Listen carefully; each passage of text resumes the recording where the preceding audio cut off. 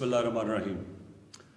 ابھی ہم نے اپنی نیشنل کوآرڈینیشن کمیٹی کی میٹنگ کی اور اس میٹنگ کا مقصد یہ تھا کہ جو بھی ابھی پاکستان میں کرونا کی صورتحال ہے اس کے اوپر جائزہ لیا جائے اور پھر قوم کے سامنے جو آگے چیلنجز آ رہے ہیں، جو مشکلات آ رہی ہیں، وہ قوم کے سامنے رکھی جائے.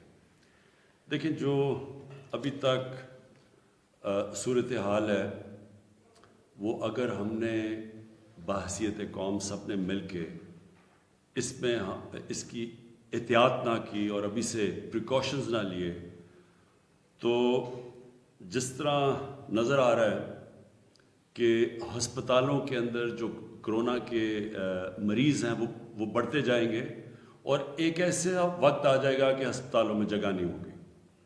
ابھی کیونکہ ملتان میں جلسہ ہوا تھا تو ملتان کے اندر 64% بسترے اب جو کرونا کے لیے رکھے گئے تھے 64% بستر بھر چکے ہیں. یعنی جب لوگ جمع ہوتے ہیں کرونا تیزی سے پھیلتی ہے، اس کے تھوڑے وقفے کے بعد، یعنی جب ایک ایونٹ ہوتا ہے اس کا پھر ایک تھوڑا ٹائم لیگ ہوتا ہے، یعنی کہ ہفتہ 10 دن، اس کے بعد جب وہ افیکٹ ہوتے ہیں مریض تو اس کے بعد وہ نظر آنا شروع ہو جاتے ہیں ہسپتالوں میں. تو 64% ملتان کے اندر اس وقت بسترے بھرے ہوئے ہیں کرونا کے مریضوں سے، اور اس وقت 40% بسترے پشاور میں بھرے ہوئے ہیں کرونا کے مریضوں سے، اسلام آباد میں تقریباً 50%، اور ایوریج آ رہی ہے سارے پاکستان میں تقریباً 40% جو کرونا کے لیے بسترے یعنی وینٹیلیٹرز اور آکسیجن اس کے اوپر مریض آ چکے ہیں. کہنے کا مقصد یہ ہے کہ کرونا کے کیسز بڑھتے جا رہے ہیں. ہمارے سامنے سردی آ رہی ہے، سردی بڑھتی جائے گی. سردی میں مسئلہ کیا ہوگا؟ مسئلہ یہ ہوگا کہ کرونا پھیلتی کدھر ہے؟ جب زیادہ لوگ جمع ہوتے ہیں کرونا پھیل جاتی ہے، لیکن جب باہر زیادہ کم چانس ہوتی ہے، کیونکہ جب باہر کھلا فضا ہوتی ہے اس میں کم چانس ہوتی ہے، لیکن جب کمرے میں لوگ آ جاتے ہیں تو اس میں جراثیم تیزی سے پھیلتے ہیں. تو جب سردیاں بڑھتی جائیں گی اور راتوں کو ہیٹر چلے ہوں گے، لوگ ہیٹر کے ارد گرد بیٹھے ہوں گے، کرونا کے پھیلنے کے چانسز بڑھتے جائیں گے. تو اگر آج صورتحال یہ ہے کہ سارے پاکستان میں ایوریج پہ 40% بستروں پہ اگر کرونا کے مریض آ چکے ہیں، تو یہ خود ہی اندازہ لگا لیں کہ اگر اسی ریٹ پہ بڑھتا گیا، اسی ریٹ پہ کرونا پھیلتا گیا، یہ جو ہمارا سیکنڈ ویو آیا، وہ جو دوسرا ویو ہے، اگر اسی طرح بڑھتا گیا تو ہمارے تو ہسپتال بھر جائیں گے. اور جس طرح ہم نے دوسرے ملکوں میں دیکھا، امریکہ میں دیکھ رہے ہیں اور یورپ میں دیکھا، تو ایک اگر ان کے جدھر وسائل بہت زیادہ ہے ہمارے سے، اگر وہاں ہیلتھ ورکرز کو بھی خطرہ اور ہسپتال بھرے ہوئے ہیں تو یہاں تو بہت مشکل حالات ہو جائیں گے. کہنے کا میرا مقصد یہ ہے کہ یہ ہے ٹائم، ہم ساری قوم مل کے احتیاط کریں، ایس او پیز پہ چلیں.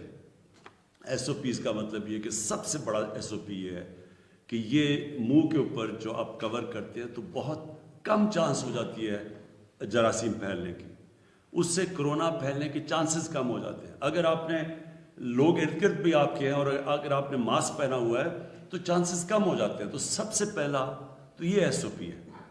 دوسری چیز کہ ہمیں جب پتہ ہے کہ لوگ جب جمع ہوں گے تو کرونا پھیلے گا، تو میں آج سب سے اپیل کرتا ہوں، یہ جو پولیٹیکل پارٹیز کر رہی ہیں، میں ان کو آج اپیل کرتا ہوں کہ یہ جلسے جلوس سے کوئی گورنمنٹ کو کوئی فرق نہیں پڑنے لگا، لیکن لوگوں کی جانیں خطرے میں جانے لگی. جلسے جلوس تو ہمارے سے بڑے کس نے بڑے جلوس کیے ہیں؟ تو جلوس سے کیا ہوگا؟ گورنمنٹ چلی جائے گی. لیکن جب آپ یہ جلسے جلوس کرتے ہیں، لوگ قریب آتے ہیں ایک دوسرے کے، اور میں زیادہ تر دیکھتا ہوں لوگوں نے ماسک بھی نہیں پہنے ہوتے، تو اس سے تو پھیلنے کا آپ چانسز بڑھاتے جاتے ہیں. تو جب پہلے ہی پھیل رہی ہے، جب ہمیں پتہ ہے کہ کرونا پھیلتی جا رہی ہے، بسترے بھر رہے ہیں، میڈیکل ورکرز جو ہمارے ہاسپٹل ہیں، جو ہماری نرسز ہیں، ہمیں جب پتہ ہے کہ ان کے اوپر پریشر پڑتا جا رہا ہے، تو یہ جلسے جلوس 2-3 مہینے کے بعد کر لیں تاکہ لوگوں کی ہم جان خطرے سے بچائیں. میں یہ باقی جو شادی ہال کہ ہم نے بند کیا ہوا ہے اور جو اس کے علاوہ اسکولوں کو ہم نے بند کر دیا ہے, ہم نے ریسٹورینٹس کو بند کر دیا کیونکہ ہمیں پتہ ہے اندر جب لوگ بیٹھتے ہیں اور کھانا کھاتے ہیں تیز سے کرونا پھیلتی ہے. اور مجھے ان سب لوگوں سے جب ہم ان سے بات کرتے ہیں, ہم نے علماء سے بات کی ہے, وہ جب کہتے ہیں کہ ایک طرف آپ کہہ رہے ہیں کہ مسجدوں میں SOP فالو کرو, ایک طرف لوگوں کے روزگار بند کر دیے ہیں اور دوسری طرف جلسے جلوس ہو رہے ہیں, تو یہ ہمارے لیے مشکل پیدا کر رہے ہیں. دوسری چیز, ویسے ہی ایک ساری دنیا میں جب سیکنڈ ویو آیا تو SOPs کو امپلیمنٹ کرنا مشکل ہوا ہے, باقی دنیا کے لیے بھی. یورپ کے اندر دیکھیں لوگ ریزسٹ کرتے ہیں, اب لوگ تھک گئے ہیں SOPs فالو کرتے ہوئے. انہوں نے تو بڑی دیر لاک ڈاؤنز رکھے ہیں. آج انگلینڈ کے اندر پھر لاک ڈاؤن ہو گیا ہے, کیلیفورنیا میں مکمل لاک ڈاؤن ہے. تو ہم نے تو اپنے ملک کو بچایا تھا لاک ڈاؤن سے, اس لیے کہ لوگوں کا روزگار متاثر ہوتا ہے. کیسے جو دہاڑی دار جو بیچارہ غریب طبقہ ہے وہ سب سے زیادہ متاثر ہوتا ہے. تو اس لیے یہ بڑا ضروری ہے آج ہم اپنے آپ کو یہ کرونا سے بچائیں, اور بچائیں SOPs فالو کریں. اور ہمیں جو ہم نے جب پہلا اس کا ویو آیا تھا تو ہم اس لیے اللہ نے ہمیں بچا لیا کہ ہم نے قوم نے مل کے SOPs کو فالو کیا تھا, ہم نے بڑا ڈسپلن دکھایا تھا, تو اللہ نے کرم کیا تھا. ساتھ والے ملک کو دیکھ لیں, ہندوستان میں وہاں پتہ نہیں کتنی اموات ہو چکی ہیں, پتہ نہیں 1.5 لاکھ سے بھی زیادہ. ادھر ایران میں اس وقت بڑے برے حالات ہیں لوگوں کے, سیکنڈ ویو آیا ہوا ہے, ادھر 300 400 لوگ دن میں فوت ہو رہے ہیں. اس کے مقابلے میں پاکستان کو تو اللہ نے بچایا ہے. تو اگر ہمیں اللہ کی مدد چاہیے تو پہلے ہم اپنی مدد کریں, اور اپنی مدد یہ ہے کہ سب SOPs کو فالو کریں. اور میں وہ جو یہ کوشش کی جا رہی ہے جلسے جلوس سے مجھے پریشر ڈالنے کی, اس سے تو مجھے کوئی پریشر نہیں پڑے گا, لیکن آپ لوگوں کی جانوں پہ خطرہ, لوگوں کی جانوں سے کھیل رہے ہیں, لوگوں کی جانیں خطرے میں ڈال رہے ہیں. تو میں سب سے آج اپیل کرتا ہوں کہ یہ سردیاں آ رہی ہیں, یہ اگلے 2 مہینے اللہ کرے کہ ہم صحیح گزار لیں, لیکن ہمیں پتہ ہے کہ ساری دنیا میں سیکنڈ ویو آ رہا ہے سردیوں میں, تو اپنے لوگوں کو سردیوں سے بچائیں.